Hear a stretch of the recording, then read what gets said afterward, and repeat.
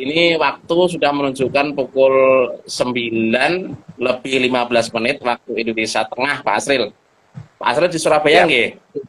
Posisi? ya, siap, Ya, ya. oke di Surabaya. Oke. Pak Indro, Kalau ini ada Surabaya ini yang tanya, logatnya ini juga mungkin nanti logatnya dibahas. ya, Itu ada nggih? yang tanya itu loh Pak.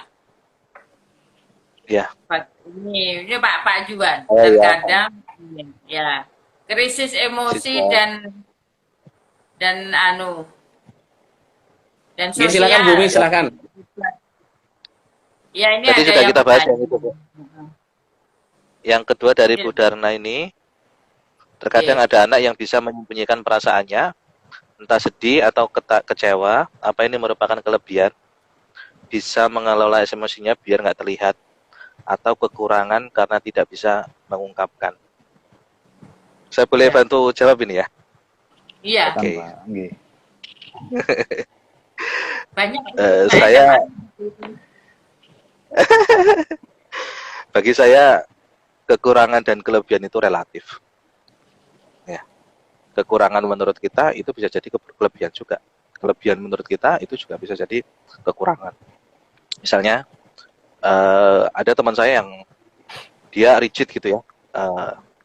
Kalau memulai sesuatu, melakukan kerja itu harus perencanaannya matang. Dia matang banget dan anaknya itu detail banget kalau kerja itu. Semuanya harus direncanakan dan sebagainya. Itu kan positif ya. Direncanakan itu kan positif. Artinya apa? Well prepare kita menyiapkan itu kan. Katanya gagal merencanakan berarti merencanakan kegagalan. Berarti orang-orang yang bisa menyiapkan sesuatu itu seharusnya dia positif. Karena dia sangat detail. Nah, tapi kadang-kadang hidup itu kan tidak terlalu lurus ya. Biasanya orang-orang yang terlalu detail ini dalam perjalanannya kerjaannya beda dikit saja sama rencana, belum dikatakan gagal. Hanya melenceng sedikit dari rencana, dia udah waduh kayak dunia mau kiamat gitu. Artinya apa? Menurut saya itu kekurangan. Kenapa? Belum gagal kok. Melenceng sedikit itu masih bisa dibelokkan lagi gitu. Nah, saya adalah bukan orang yang seperti itu. Orang yang tidak terlalu merencanakan sesuatu. Hajar aja. Apa yang dipikirkan hajar aja gitu kan. Memang pada akhirnya banyak yang berantakan, tetapi bagi saya yang penting tujuannya tercapai. Akhirnya apa? Ketika ketemu sesuatu yang tidak terduga, saya tidak gampang bingung, saya tidak gampang kaget, saya tidak gampang gupuh gitu kayak bahasa Jawa itu tidak gampang gupuh gitu kan. Ya sudah, improvisasi aja. Akhirnya apa? Ya seringkali improvisasi sana sini. Menurut saya tidak merencanakan sesuatu mungkin untuk orang lain jelek, tapi menurut saya baik juga gitu. Kenapa? Karena saya nggak gampang stres. Coba kalau orang yang selalu rigid gitu kan harus sesuai perencanaan, itu melenceng sedikit berarti dia wah sudah nggak karu-karuan, dunia sudah ngomong. Belum gagal kok. Kecuali kalau dia gagal itu baru stres lah gitu loh. Artinya apa? Bisa jadi anak yang menyimpan emosinya gitu kan tidak pernah dikeluarkan. Apakah itu kekurangan atau kelebihan? Dua-duanya. Nah, tinggal bagaimana kita menyikapi konteksnya gitu kan. Saya ada teman yang dia ini sangat sangat antisosial gitu. Bahkan kalau di rumahnya kan masuk gang ya, rumahnya itu masuk gang. Dia itu nyapa orang itu nggak bisa. Nah, celakanya di gang rumahnya itu tiap malam ada orang cangkruk gitu, ada orang nongkrong atau bapak gitu kan. Nah, dia daripada nyapa, dia nunggu sampai orang-orang itu selesai. Sampai orang-orang itu minggir gitu kan, selesai nongkrongnya ditunggu daripada nyapa. Karena nyapa itu bagi dia berat gitu. Tapi Bapak Ibu, tapi kelihatannya itu kan kekurangan ya, antisosial. Kayak introvert tapi gitu, ketika Pak, dia ya, introvert, tapi ketika dia nulis, masya Allah tulisannya itu kok bisa gitu, kepikiran tulisan kayak gini gitu kan. Karena biasanya anak-anak yang introvert itu kan kalau nulis itu kan, pikirannya tuh kita aja nggak kebayang kok bisa nemu kata-kata kayak gitu gitu. Jadi apakah kekurangan atau kelebihan itu bisa dua-duanya, tergantung bagaimana kita menyikapinya. Kalau kita melihatnya itu sebagai kekurangan, ya, maka biasanya cenderungnya adalah kita meng-underestimate gitu kan. Tetapi kalau kita memandangnya itu kelebihan, maka kalau kita memandangnya itu kelebihan, yang kita lihat adalah positif terus. Gitu kan. Treatment yang kita berikan kepada anak tersebut itu akhirnya kan juga akan positif. Tapi kalau melihatnya itu kekurangan, apalagi itu kekurangan yang menurut kita menjijikkan gitu kan, atau memalukan gitu kan, kita seringkali sok-sokan menasehati itu kan, wah dinasehati gini-gini, padahal enggak. Biasanya anak-anak gitu itu enggak butuh dinasehati Bapak. Gitu. Entah kenapa ya, ini sejauh pengalaman saya, rata-rata orang yang sosialnya bagus itu biasanya cenderung rapuh gitu. Tapi orang-orang yang kepala sosialnya agak ini, ya kurang bagus. Dia bisa menyelesaikan sendiri permasalahannya. Dia bisa menciptakan kebahagiaannya sendiri. Gitu kan. Tapi kalau orang-orang yang sosialnya bagus karena dia mungkin terlalu banyak berinteraksi dengan orang, ya akhirnya terlalu banyak mendengar opini dari orang-orang sehingga ketika mau melakukan sesuatu ragu. Menurut kamu kalau aku kayak gini tuh bagus nggak sih? Menurut kamu kalau aku kayak gini tuh bener nggak sih? Kalau aku ngomong kayak gini ke orang itu kira-kira menyakitkan nggak sih?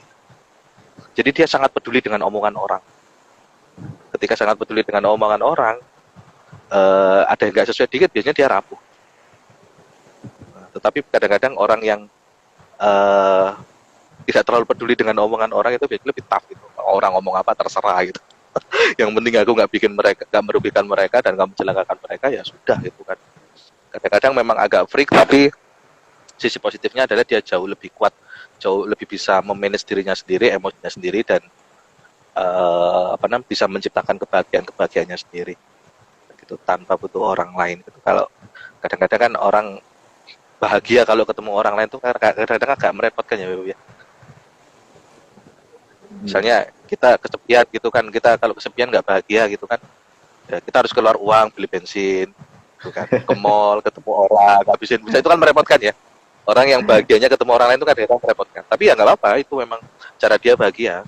Tapi kadang-kadang kalau orang-orang yang sosialnya tidak terlalu tinggi itu kadang-kadang untuk bahagia dia tidak terlalu membutuhkan orang lain, dia bisa menciptakan kebahagiaannya sendiri, entah itu nge-game, entah itu nulis, entah itu masak, entah itu apa segala macam gitu kan. Ya semuanya positif negatif itu sekali lagi menurut saya relatif dari bagaimana cara kita memandangnya. Kira-kira seperti itu mungkin kalau dari saya. Enggak, kalau ada yang mau menanggapi. Terima kasih Pak Asril. Ini tadi ada pertanyaan dari Bu Darna, ya. Bagaimana ternyata tadi tergantung konteksnya ya, bisa dua-duanya, tergantung konteksnya. Ya, saya melihatnya juga seperti itu Pak. Kalau saya sendiri memang setiap anak itu kan unik ya, setiap anak itu kan unik. Jadi bagaimana kita itu menumbuh kembangkan, ya bahasanya kan begitu, bahasa sederhana kan gitu, bahasa pelatihannya ya. Bagaimana menumbuhkan potensi, bakat, minat anak-anak ini ya menjadi dirinya sendiri untuk kebahagiaan, keselamatan, kebahagiaan dirinya di masa yang akan datang, itu bahasa sederhananya seperti itu. Nah, ngomong-ngomong ini ternyata dengan Pak Asril ini sebagai penulis ini, artinya beliau ini sudah menemukan ruang ya, menemukan ruangnya. Pak Asril ini sudah menemukan ruangnya. Jadi berbagi pengalamannya untuk kita ketika memandang emosional dan sosial lah, kira-kira gitu, dari sudut pandang Bapak ini ternyata bisa kita ambil ya. Saya teringat dengan sahabat Nabi Utsman bin Affan radhiyallahu anhu, itu termasuk sahabat Nabi yang pemalunya tingkat tinggi. Bahkan itu dalam sirah ya, itu khutbah terpendek di dunia ini ya tidak ada yang melebihinya. Jadi beliau itu khutbah khutbah terpendek di dunia gitu ya. Karena beliau pemalu. Jadi ada tipe orang memang pinter tapi dia malu untuk mengucapkan kata-kata. tapi dalam hal yang lainnya itu kelebihannya gitu loh. Jadi jangan memandang orang itu kalau orang itu pendiam berarti ada yang kurang sosialnya, belum tentu juga gitu loh. Tapi bagaimana dia itu menjadi orang gitu loh, menjadi orang. Ternyata juga bermanfaat bagi manusia yang lainnya gitu. Jadi harus dari sudut pandang yang lain lah gitu ya, sudut pandang yang lain, bukan sudut pandang gurunya. Ya. Itu menurut saya juga kemerdekaan ya. Merdeka belajar itu termasuk yang seperti itu. Jadi memberikan ruang setiap anak itu unik gitu loh. Nah ini, itu salah satu poin yang bisa kita ambil dari Pak Asri tadi, yang apa tadi? Bahwasanya apa Pak yang terakhir tadi Pak? Ternyata setiap apa yang kebahagiaan tadi Pak, kebahagiaan tadi. Menciptakan kebahagiaan sendiri gitu. Bukan. Ya, kebahagiaan sendiri ya. Itu. Jadi kadang-kadang itu bahagia itu ya melihat orang bahagia jadi bahagia gitu loh. Itu kebahagiaannya katanya gitu. Oh, ternyata juga seperti itu manusia ya, ada yang seperti itu. Nah, kita hargai juga gitu loh. Kita hargai juga. Luar biasa sekali. Saya penasaran dengan film tadi, Pak. Film apa Pak namanya Pak? Tale Out. Inside Out. Inside Out ya. Inside. Ini mungkin guru tetap juga ini melihat film itu barangkali. Wajib nonton. Kalau misalnya sudah tayang di YouTube ya bisa kita tonton ya. Nah, ini banyak salah satu emot-emot yang sedih, ya, yang marah segala macam itu.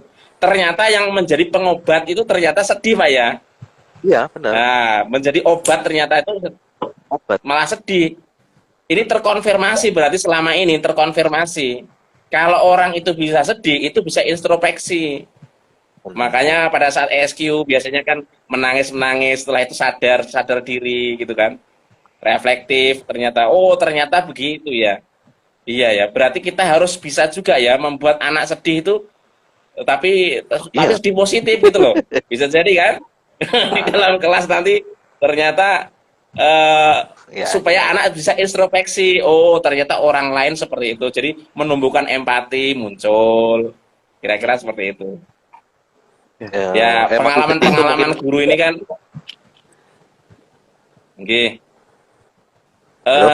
mungkin ada yang ditambahkan barangkali Pak Asril? Ya enggak, jadi emosi, saya jadi lupa tadi apa, emosi sedih ini kan pertama detox ya, detox, jadi kayak kita mengeluarkan semua hal-hal yang busuk tentang kita gitu loh. Nah, kita nangis dan sebagainya, dan akhirnya ketika detox itu biasanya kita akan muncul satu kesadaran bahwa oh ternyata aku ini nggak sehebat itu gitu. Aku ini nggak sehebat itu, aku nggak sekuat itu. Ternyata aku masih butuh orang lain. Nah, ini juga emosi sedih itu salah satunya adalah menyadarkan kita bahwa kita bukan apa-apa, tidak sehebat itu, dan kita masih membutuhkan orang lain, sehingga kita juga harus bisa berinteraksi dengan orang lain. Ini menghindari kesombongan juga menurut saya. Emosi sedih itu. Biar kita nggak sombong ya, terus sering sedih. Gitu. Betul Pak, betul.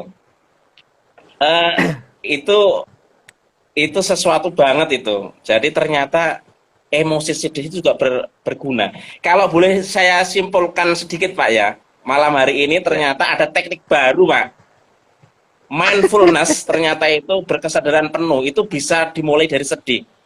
Kalau orang barat mengatakan pakai stop kan, pakai stop. S pertama berhenti sejenak ya, berpikir berhenti sejenak, kemudian T-nya take a deep breath, artinya itu mengambil nafas ya, kemudian keluarkan perlahan-lahan, kemudian O-nya itu observe, melihat perut, mengamati perut, kembang kepisnya, kemudian yang P itu proceed, ulangi lagi terus, lanjutkan, ulangi lagi. Itu kalau menurut orang barat ya, artinya ada pendapat begitu dalam bukunya itu begitu. Di LMS begitu ya, di LMS ada itu. Nah, ternyata yang kita dapatkan dari Pak Asril malam hari ini adalah ternyata tidak selalu pakai stop ya Pak Asril. Bisa jadi melalui sedih itu malah bisa. Bagaimana membangun sedih malah justru bisa bangkit itu loh. Luar biasa sesuatu ini. Nah, mungkin ini saya minta tambahan barangkali supaya ramai diskusi kita malam hari ini. Saya minta Pak Bu Umi Sarah ya, nanti terakhir Pak Juan ya. Minta Bu Umi Sarah mungkin teknik yang teknik yang biasa Bu Misaro lakukan itu apa kira-kira gitu loh, supaya berkesadaran penuh gitu loh Bu. Artinya ya berpikir panjang, damai pikiran gitu loh Bu. Silahkan Bu. Iya. Saya sebenarnya ada yang mau saya tanyakan nih sama Mas Asril nih. Jadi kalau nggak Ya. kalau BA Mas Asril ini lama anunya ngetiknya lama, Mas Asrilnya ya repot gitu. Mas Asril, saya mau tanya. Tanya dulu nggak apa-apa lah Pak Indro. Nggak mau. Misalnya tadi ada yang mengganggu pikiran saya tentang itu tadi Pak, yang em, kita ini kan di CGP ini kan punya tugas yang yang cukup berat juga. Setelah kita dapat ilmu, kita harus mengibarkan, gitu loh Pak, Mas. Nah, Ya. yang sering kita ketemu itu dengan yang tidak mau tadi. Biasanya tuh tugasnya bikin komunitas praktisi, bikin ini. Nah, terus ketemunya yang tidak mau. Terus apakah yang tidak mau itu apa ya kita ini Ya. posisinya harus gimana gitu loh. Kalau ketika ketemu yang tidak mau itu. Terus yang Ya. kedua, kalau kita ketemu siswa, terus tadi Mas Adil itu bilang kan enggak bisa dibilangin gitu loh. Ya kan, kan sering saya itu kalau ada siswa gitu, diungkit-ungkit itu yang latar belakangnya, yang anaknya ini negatif aja dari anak itu gitu loh. Kalau saya pribadi, ya memang kalau diungkit negatifnya itu menyelesaikan masalah gitu. Kita itu kan mau mencari solusi loh, bukan mau mengedel-ngedel apa yang ini gitu. Nah, kalau kita sampai pada satu konklusi itu nggak bisa dinasihati ini. Sampai Hmm. saya bisa putusin kayak anak ini, nah itu terus enaknya diapain Mas Azri? Enaknya diapain nanti kalau kalau Dibinasakan. terus nah kalau misalkan ini sedih ini bisa dianggap salah satu apa ya terapi begitu ya, pengganti stop tadi katanya. Nah bagaimana? Oh ya satu lagi Mas Asri, tadi kan diajari tentang penerimaan. Ya. Terkadang kita itu di apapun kita menerima, mau diapain mau diapain itu menerima, tapi ketika kita disentil tentang hal yang spesifik dari apa gitu, misalkan di orang tua kita misalkan gitu di ini itu apa baru kita di situ kita tidak bisa menahan emosi gitu. Ada yang seperti itu, padahal dengan berbagai macam hantaman oke, saya bisa menerima itu, tapi ketika di situ gitu itu baru muncul yang seperti itu tuh, apa ada yang belum selesai dari hidupnya begitu yang harus diperbaiki. Itu aja Mas Asi, saya mau itu tanya yang nggak mau tadi sama yang nggak bisa dibilangin, terus sama itu tadi yang terakhir Iya. tadi ya gimana Mas? Oke. Wah, pertanyaannya Bu Mini selalu mesti Silakan yang Pak. berat-berat. Jangan abot ya. Selalu yang susah-susah ini. Kalau saya mungkin prinsipnya gini ya Bu ya. Kalau orang dewasa, jadi kan ada tidak hanya orang dewasa sih, kadang treatment perilaku itu kan intervensi perilaku itu kan nanti Pak Juan mungkin bisa menjelaskan lebih banyak ya, yang lebih ada ilmu di situ gitu kan. Intervensi perilaku itu kan ada yang berdasarkan penghargaan dan hukuman, reward and punishment, gitu kan. Ada juga yang berdasarkan kesadaran, gitu kan. Jadi disadarkan atau dikasih reward dan punishment, dikasih penghargaan dan hukuman, gitu kan. Nah, menurut saya kalau untuk problemnya adalah kompetensi, itu kita bisa pakai kesadaran, gitu kan. Artinya apa? Kita bisa membinanya itu pakai hati, Bu. Diajari pelan-pelan, sabar dan sebagainya gitu kan. Tapi kalau problemnya adalah tidak mau, ya bisa pakai hati, tapi kita akan makan hati sendiri, itu kan. Kita kuat-kuatan aja ya, apakah kita sekuat itu gitu kan. Nah, maka kalau saya selain kita pakai hati juga harus ada yang namanya sistem. Gitu. Harus ada sistem pakai reward and punishment gitu. Misalnya Bu ya, gini ya, problem guru misalnya. Guru nggak bisa bikin RPP. Kalau saya ajarin gitu. Pelan-pelan, sabar, dikontrol terus gitu. Asalkan dia mau. Saya ajarin terus semaksimal saya. Yang penting dia mau. Tapi kalau nggak mau, diajarin saya terus, saya ngajarin terus pakai hati, pakai ini, sabar dan sebagainya. Saya yang makan hati kok. Saya tidak sekuat itu gitu loh. Saya bukan manusia yang sekuat itu, maka pakai sistem. Maka pakai sistem. Kalau saya nggak mau bikin RPP ya sudah nggak usah ngajar. Karena untuk problem-problem tidak mau itu kalau kita pakai hati ya kita capek sendiri itu kan harus pakai sistem. Nah, saya nggak tahu kalau CGP itu apakah ada sistem seperti itu atau tidak ya. Biasanya saya misalnya guru datang terlambat dan sebagainya gitu kan diingatkan berkali-kali gitu kan kalau di sekolah konteksnya saya kepala sekolah dan ada guru gitu kan. Kalau saya ngingatin terus jangan terlambat gitu kan ya makan hati gitu kan. Tapi kalau saya biasanya problem-problemnya itu ya sudah kalau problemnya komitmen perilaku karakter ya sudah terlambat 3 kali SP itu akan jauh lebih berdampak sih biasanya kalau problemnya adalah seperti itu. Tuh perusahaan-perusahaan juga kalau terlalu pakai hati kan juga ya dia makan hati berapa karyawan itu. Maka di perusahaan-perusahaan kan ada sistem-sistem kalau dilanggar ya sudah out gitu. Tapi kalau misalkan problemnya kompetensi ya masih kita bisa ajari. Kalau tidak tahu dan tidak mampu, kita masih bisa membimbingnya pakai hati. Tapi kalau tidak mau jangan pakai hati, Bu. Pakai sistem. Nanti Bu Umi sendiri yang sakit hati nanti kalau. Sama kayaknya kalau siswa pun juga seperti itu kayaknya. Kalau nggak bisa dibilangin, ya sudah pakai sistem.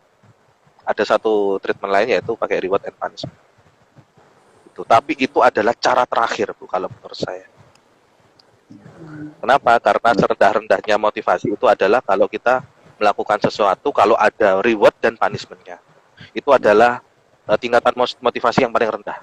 Itu kayak binatang lah. Kalau nggak dipecut gitu kan, dia nggak jalan tuh kan berarti kan dia akan melakukan sesuatu kalau ada hukumannya gitu kan. Atau kayak monyet gitu kan atau lumba-lumba dikasih makan baru bisa atraksi. Itu kan serendah-rendahnya perilaku. Nah, tapi itu berlaku juga itu. Bisa diterapkan juga. Artinya kalau ada yang nggak bisa dibilangin berarti ya serendah-rendahnya perilaku. Kita harus menggunakan sistem untuk kemudian agar kita bisa mengembalikan dia ke jalan yang kita bisa treatmentnya itu dengan menggunakan hati dan kesadaran. Itu mungkin kalau dari saya. Kalau Pak Juan mungkin bisa menambahkan yang lebih banyak ilmunya tentang itu. Iya Pak Juan, monggo silakan tambahi Pak Juan. Tadi ada sesuatu yang bagus ya, nanti lontaran dari Bu Umi Sarah tuh gimana menghadapi mengajak ya, disuruh mengimbaskan kan kita ini ya. Jadi ternyata banyak yang tidak mau, tidak mau. Silakan Pak Juan. Padahal saya juga mau tanya tentang Pak Asril. Ayo ditanyain dulu ke Pak Juan. Nggih. Terkait itu ada istilah punish and reward itu teori behaviorist lah. Nggih. Behaviorist. Di mana kita menciptakan kondisi untuk mengajak orang untuk berubah. Tapi dalam batasan motivasi tersebut masih dalam motivasi ekstrinsik, tidak datang dari dalam dirinya. Ya. Pada saat stimulus itu ada, respon juga yang diharapkan juga akan muncul. Tapi kekurangannya di sini mungkin pada saat stimulus itu hilang, responnya juga akan hilang. Okay. Tapi setidaknya itu akan membangun sebuah suasana gitu, suasana yang membantu untuk menimbulkan motivasi intrinsiknya. Oke, mungkin itu yang bisa ditambahkan. Tapi yang menarik dari Pak Mas Asril tadi nih, saya dapat konsep baru mindfulness kayaknya nih Pak. Mengenai menerima apa adanya yang terjadi dengan kita gitu, baik itu negatif, positif, emosinya ataupun positif gitu. Saya jadi kepikiran bahwa mindfulness itu menerima kehadiran kita saat ini gitu. Kita tidak memikirkan masa lalu yang menyebabkan penyesalan dan masa depan yang menimbulkan anxiety atau kecemasan gitu. Kita fokusnya itu pada saat ini saja. Kalau misalnya dalam keadaan sedih, ya sedih itu kita nikmati. Kalau marah, ya marah itu. Kalau senang itu, ya senang itu. Tapi fokusnya di dalam kondisi saat itu gitu. Itu konsep saya yang baru. Mudah-mudahan Kalau salah nanti dibenerin ya. Jadi mindfulness itu banyak caranya kalau saya dapat di sini. Tapi konsepnya itu dia harus fokus terhadap saat ini dan sekarang, here and now. Dia menghadirkan diri sepenuhnya, baik itu pikiran, perasaan, dan apapun yang terjadi di tubuhnya saat itu. Di dalam LMS itu dikenal dengan istilah stop ya. Karena napas itu yang selalu ada gitu. Napas itu yang selalu ada kemana kita dan tidak berbayar gitu. Itu yang kita fokuskan. Tapi bisa saja kita fokusnya ke indera kita, ke otot-otot kita, kemudian ke kondisi kita saat ini gitu. Jadi saya lebih mendapatkan gambaran utuh dengan adanya pernyataan dari Mas Asril tadi, menerima apa adanya, baik itu positif atau negatif. Terima kasih Mas Asril. Alhamdulillah. Ada yang ingin saya perdalam lagi, mungkin saya ingin tanyakan Mas Asril. Begitu kita sudah mengetahui tentang konsep emosi yang ada di dalam seorang pendidik, kira-kira bagaimana ya kira-kira Mas Asril praktiknya untuk menginternalisasi di dalam pembelajaran gitu, biar peserta didik itu secara tidak langsung juga belajar gitu mengenai emosi ini seperti apa, kemudian perannya dia seperti apa, dan mungkin ini akan juga berguna untuk masa depan dia selain kognitif dan pengetahuan dia gitu. Bagaimana cara menginternalisasikan? Sama ini Mas Asril. Mas Asril ada pengalaman nggak gitu menangani masalah murid ini? Pada saat kita coba untuk membantu dia, coba untuk mendampingi dia dalam mengatasi masalah dia itu nggak mau ngomong Mas, diam aja, apapun yang kita lakukan diam aja, disuruh menulis ya diam aja, disuruh menggambar ya nggak mau, padahal masalah yang dia alami saat itu banyak sekali. Kira-kira Mas Asril punya pengalaman nggak terkait itu? Kira-kira kalau ada ya bisa berbagi-bagi Mas Asril. Mungkin itu Pak Indro. Dari saya. Oke, dipertajam pertanyaannya dari Pak Juwana. Monggo, Pak Asril. Oke, baik. Saya satu jawaban untuk dua guys sebenarnya. Satu jawaban untuk dua pertanyaan Pak Juwan ya. Tadi yang pertama tentang ini bagaimana menginternalisasikannya ya. Yang kedua, bagaimana mengatasi anak yang pendiam gitu kan. Jawaban saya satu, kalau kita sudah selesai dengan emosi kita, otomatis seluruh energi kita itu pol-polan untuk ngajar gitu kan, dan itu akan tersalur ke siswa. Ini setidaknya yang pernah saya alami, karena saya sudah benar-benar sangat menikmati pada akhirnya ya profesi saya sebagai seorang guru. Salah satu treatment saya adalah seperti itu Pak. Jadi kalau Pak Juwan baca buku Rockstar Teacher itu sebenarnya adalah salah satu dari kristalisasi pengalaman saya. Jadi sebenarnya cita-cita saya dulu itu tidak pernah ingin jadi guru, tapi saya ingin jadi rockstar, Pak. Gitu. Saya dulu anak band, gitu kan. Nah, cuman karena sampai sekarang tidak menemukan kunci gitar yang cocok dengan suara saya, gitu. Jadi bukan suara saya yang fals, tapi suara gitar di dunia itu kayaknya fals. Gitu. Gak cocok dengan saya akhirnya, dan kemudian saya terjerumus jadi seorang guru. Maka ya sudah, saya harus menikmati, dan ternyata semakin kesini itu yang saya jadikan sebagai treatment untuk diri saya ketika saya mengajar. Karena kalau saya mengajar, karena saya sudah memutuskan untuk jadi guru, ya sudah, saya akan menikmati. Meskipun ini sangat bertentangan dengan cita-cita saya dulu, yaitu seorang rockstar gitu kan. Nah, tapi pada akhirnya itu yang saya jadikan untuk menterapi pikiran saya sendiri. Ketika saya ngajar, kalau saya membayangkan diri saya itu sebagai seorang guru, beban loh Pak. Beneran beban Pak. Apalagi ada jargon-jargon guru adalah pahlawan tanpa tanda jasa. Aku ini pahlawan Pak. Beban buat saya Pak. Terus guru harus jaga perilaku, jaga kata-kata. Wong saya ini orangnya leblangsaan Pak. Saya nggak bisa pakai pakaian formal gitu kan, pakai topi gini gitu kan. Kadang-kadang pakai gelang-gelang, pakai apa. Sangat tidak formal, sangat-sangat uraan sekali. Kalau teman-teman saya juga kenal saya itu orang-orang yang sangat selekean sekali. Kalau saya, ketika ngajar, saya membayangkan diri saya adalah guru dengan jargon-jargon yang sangat luhur dan suci itu, gitu kan, beban Pak buat saya Pak. Enggak, saya bukan kayak gitu. Tapi akhirnya apa? Yang saya terapi adalah otak saya. Enggak. Ketika saya ngajar, saya rockstar. Jadi saya ketika masuk itu, Pak, kalau saya lihat anak-anak gitu kan, apalagi anak-anak yang, waduh, susah gitu ya, yang agak-agak bandel-bandel itu, kalau saya melihat mereka itu murid, dan murid yang bengal itu, otomatis di otak saya ini langsung down. Nah, maka saya membayangkan adalah mereka penonton saya. Saya mau konser ini mau konser saya mau konser. Karena saya konser, maka saya harus all out. Energi harus saya kumpulkan. Gitu kan. Saya harus take sound gitu kan. Kalau rockstar itu kan sebelum tampil harus take sound kan. Saya juga take sound, ngecek RPP, media pembelajaran dan sebagainya. Penampilan, take sound, suara harus total dan sebagainya, Pak.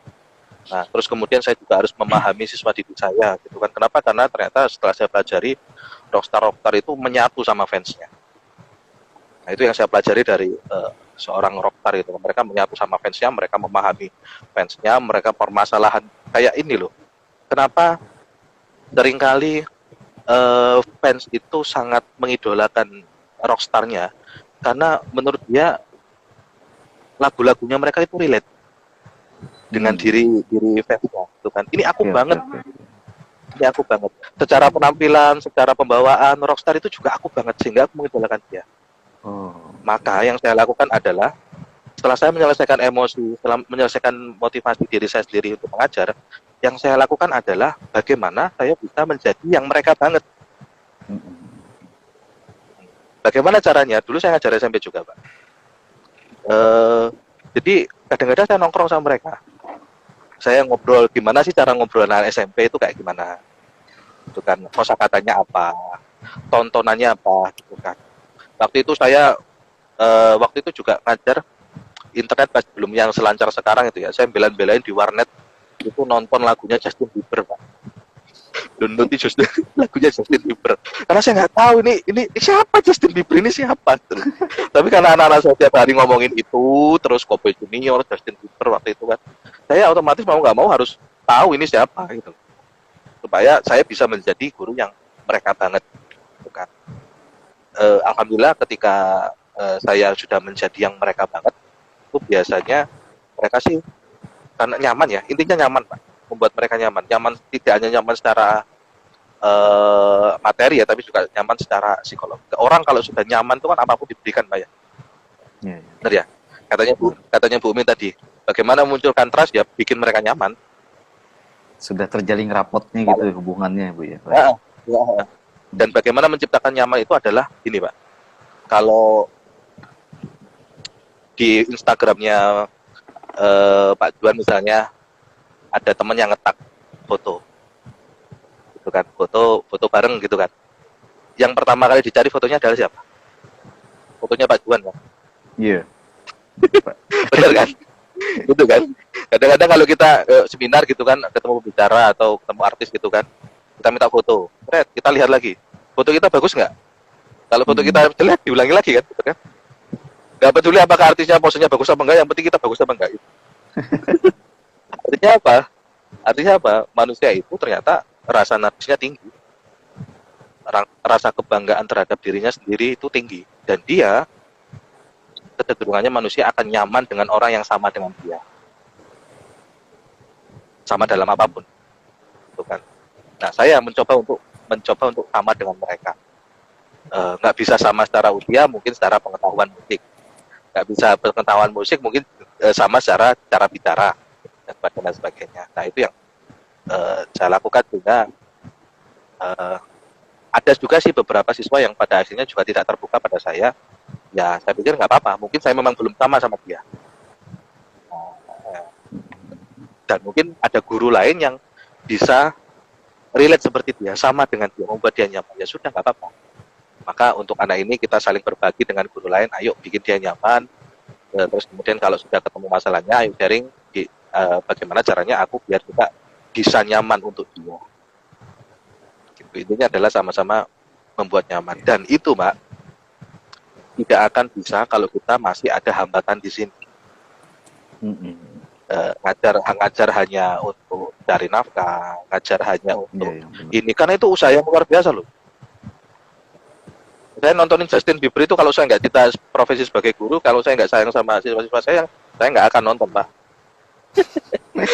Menurut saya Justin Bieber ini apa ini, alay, ini anak-anak alay gitu kan, masih penting slang gitu kan, idola saya dulu gitu kan, ada slang, ada Dewa, ada Noah gitu kan, itu yang menurut saya keren Justin Bieber. Tapi karena saya mencintai profesi saya mencintai siswa-siswa saya, mau nggak mau saya harus belajar tentang itu supaya saya bisa membuat mereka nyaman dengan saya. Nyaman.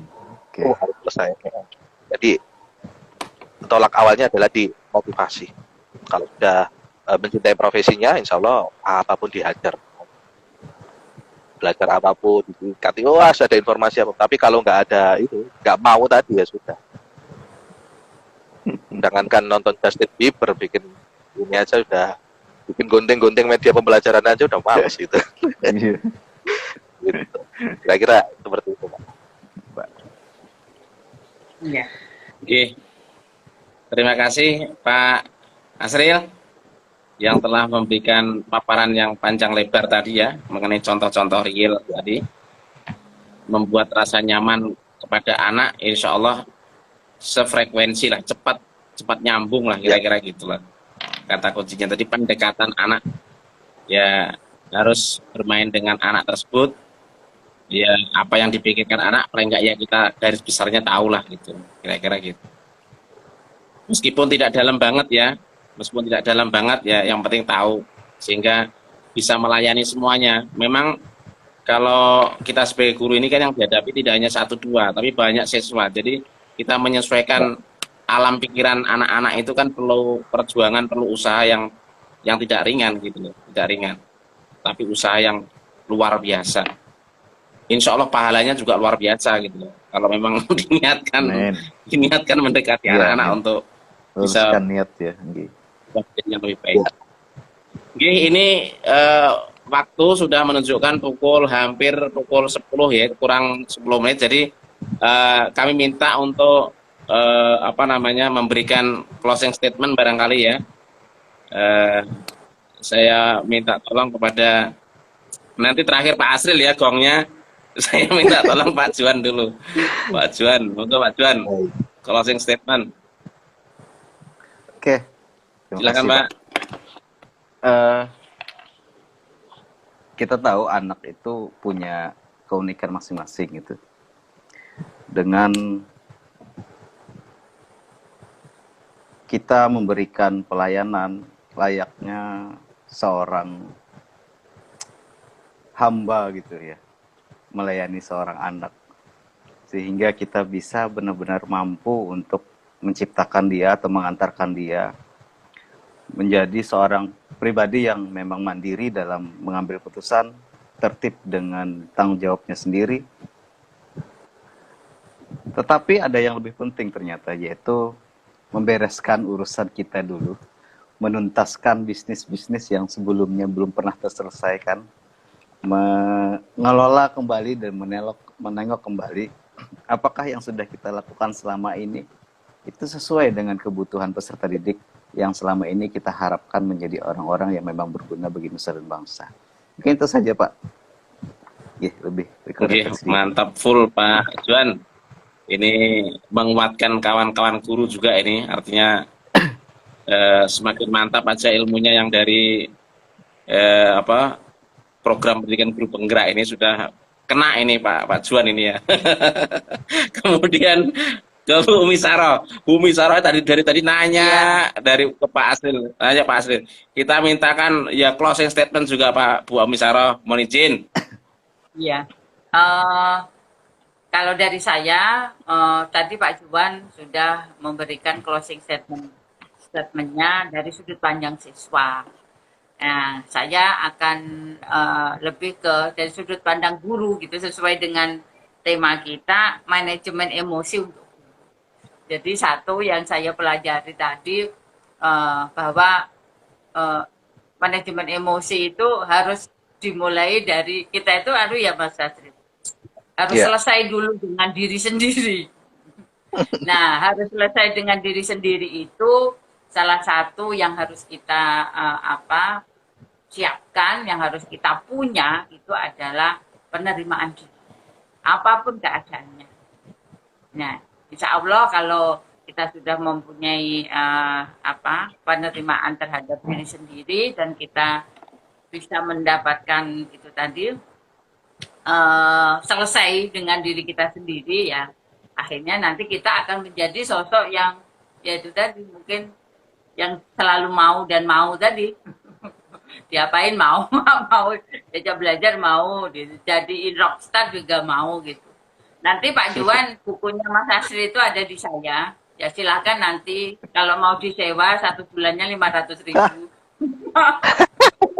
Nanti saya beli Nanti langsung ada aja. di Tongga, enggak Saya kirim dari sini, Pak. ada nanti kalau Oke. kita ketemu Pak Juan, don't worry, saya akan memberikannya karena itu bestseller itu nggak ada lagi itu. Tapi di Shopee ada kira-kira. Di Shopee ada ya, Mas Asrul ya, di online. Ada. Mau Oh, saya ada. kirim dari sini juga nggak apa-apa, Pak Juan. Oke. Ya. Bisa nanti. Ya mintanya cepat Pak, nanti saya kirim cepat ke ada itu masih di itu saja Ya. closing statementnya. Sekarang Mas Asri nah, Pak Indro. Oke, terima kasih Ibu Umi yang telah memberikan sedikit closing statement tadi ya. Bincang-bincang malam hari ini memang sebenarnya seru kalau ini Pak. Ini suaranya di tempat saya, apakah memang di tempat Bapak Ibu lancar? Di tempat saya kok ada ya gelombang-gelombang naik turun gitu. Jadi kayak puzzle gitu ya saya mendengarnya itu. Lancar ya, Pak? Ini lancar. Ya, monggo Pak Asril ya, Pak Asril untuk menyampaikan jangan ya nasihat-nasihatnya untuk para kami guru-guru ya, guru-guru sebagai guru ya TK, SD, SMP, SMA ini ya. Monggo Pak, silakan Pak. Saya mungkin mau cerita ya. Saya pernah nggak tahu. Saya itu banyak terinspirasi dari rockstar gitu ya, musisi-musisi acara musik, wawancara musik dan sebagainya. Dan saya waktu itu melihat benar ada di satu acara kontestasi musik ya, pencarian bakat itu. Kalau nggak salah Judika waktu itu yang bilang kalau ada orang kontestan yang nyanyinya pol-polan, tekniknya, sudah dewa lah teknik-teknik nyanyinya itu kan, tapi yang dirasakan sama Judika waktu itu, kamu bagus tapi kok nggak ada rasanya. Oke. Ternyata memang menurut Judika adalah dia hanya menyanyi pakai teknik tinggi, tapi tidak ada hatinya itu. Iya. Dan itu nggak berdampak, nggak bisa dinikmati ternyata. Nah, kayaknya juga sama kita sebagai guru, kita mungkin bisa ngajar sebagus mungkin ya, pakai media pembelajaran apapun, digital segala macam. Tapi kalau nggak ada rasanya itu kering pasti. Nah, bagaimana munculkan rasa itu ya? Lagi-lagi harus menyelesaikan emosi. Kalau emosi kita tuntas, insya Allah energi kita akan pol-polan sehingga kita nggak hanya ngajar yang menyenangkan, nggak hanya ngajar yang baik, tapi juga mengajar yang ada rasanya. Dan ngajar yang ada rasanya itu biasanya adalah pengajar yang ada yang berdampak. Kenapa? Karena hati hanya bisa disentuh dengan hati. Dan saya menuliskan di pengantar buku saya yang satunya, bukannya Rockstar Teacher, saya menulis puisi juga kebetulan. Saya menuliskan manusia itu selain makhluk sosial, manusia itu juga makhluk individu. Selama ini yang sering kita ajarkan adalah manusia adalah makhluk sosial, maka kita harus menghargai orang lain, harus ini orang lain dan sebagainya. Artinya apa? Kita banyak sekali diminta untuk hidup untuk orang lain. Gitu. Ya nggak apa-apa, memang manusia itu makhluk sosial, tapi kita juga jangan lupa bahwasanya manusia itu juga makhluk individu. Gitu. Maka selain kita menyenangkan orang lain, kita harus juga menyenangkan diri sendiri. Kita harus menyelesaikan urusan-urusan pribadi kita sendiri, emosi kita sendiri, sehingga apa yang kita lakukan itu tidak hanya berdasarkan orang lain. Kalau yang katanya Pak Juan tadi berdasarkan stimulus dari luar gitu, yang artinya ketika stimulus itu habis maka ketika kita akan kembali lagi. Ketika hukumannya selesai, maka kita akan kembali perilakunya. Tetapi kalau kita juga melihat diri kita sebagai makhluk individu dan kita menyelesaikan urusan-urusan individu kita, emosi kita, motivasi kita, maka saya rasa kita juga tidak hanya bisa menyenangkan orang lain, tapi kita juga bisa menyenangkan diri sendiri, dan itulah yang disebut dengan mindfulness, melakukan sesuatu berdasarkan kesadaran diri sendiri yang benar-benar total. Kira-kira seperti itu. Keren. Luar biasa. Oke. Terima kasih banyak Pak Asril, luar biasa mantapul Bapak Ibu nggih. Pak Juan, Bu Misaroh, luar biasa. Pak Asril kita ini luar biasa sekali. Jadi kesimpulannya pun luar biasa, ternyata juga harus membahagiakan diri juga dengan berkesadaran penuh, totalitas full, sehingga ada rasanya. Nah, kata kuncinya tadi tuh, ada rasa, supaya jadi guru itu juga tidak hanya sekedar ngajar, tapi juga ada rasa, benar-benar dirasakan sebagaimana penyanyi hebat, rockstar ya. Itu juga ada rasanya. Tidak hanya sekedar nadanya tinggi, tetapi juga ada rasanya, ada feel-nya. Luar biasa sekali. Ini sesuatu banget ini. Terima kasih banyak Pak Asril. Bintangan kita ini daging semua insya Allah. Amin ya rabbal alamin. Kita bisa lanjutkan di edisi mendatang dengan topik yang berbeda. Terima kasih atas kesempatan ya, kesibukan atau telah menyempatkan keluangannya untuk acara kami Bisaru ya, Bincang Sabtu Seru bersama CGP Kota Banjarbaru. Terima kasih, jazakumullah khairan katsiran Pak Asril, Mas Asril ya, Bang Asril. Terima kasih juga Bu Misaro, kemudian Pak Janda, terima kasih banyak. Oke, ulun akhiri sama-sama dengan malam hari ini dengan istighfar dan doa kifaratul majlis supaya kita diampuni oleh Allah Subhanahu wa taala kalau ada kesalahan. Saya pimpin dengan cara Islam. Astagfirullahaladzim, astagfirullahaladzim, astagfirullahaladzim. Subhanakallahumma wihamdika asyhadu an la ilaha illa anta astaghfiruka wa atubu ilaik. Pun sangat Surabaya nggih, nuwun Pak Asril nggih. Salam Pak Asril, terima Salam kasih banget. Pak Indro, Pak Juan, Pak Indro, assalamualaikum. Nggih. Assalamualaikum.